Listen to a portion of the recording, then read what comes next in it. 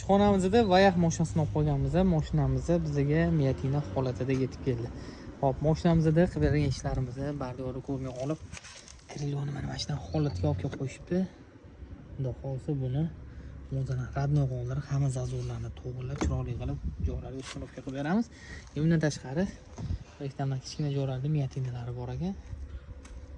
Bularni ham chiqarib boramiz. Vayax mashinasini ham xudo xolisa mana akkuratni ishlaymiz. Ishlar qirilib qolmasligi uchun mana olib kelib qo'yganmiz. Hop, podgonkasini qilib bo'ldik. Xudo xolsa zazorlarni to'g'rilab oldim. Hammasi bir tekis, juda ham chiroyli chiqdi.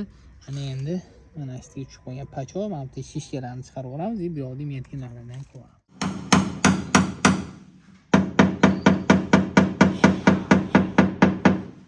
Eshik qismida mana shu joyda ma'mur uchkani 2 qavat plankasi bo'ladi. O'sha ham shu buni orqasidan do'st bo'lmagani hisobiga mana shunday kile usulida xudo xolsa tortib, chiroyli qilib chiqaramiz. Tayyor bo'lgandan keyin yana bitta ko'rsatib o'taman.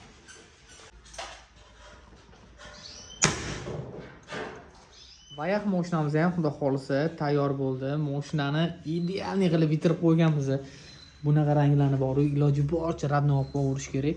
Xudo xolsa Krilloni cho'kki qilib zazorlarni to'g'rilab, hammasini ideal qilib berdik. Mana shu Krillolar buralib ketgan edi.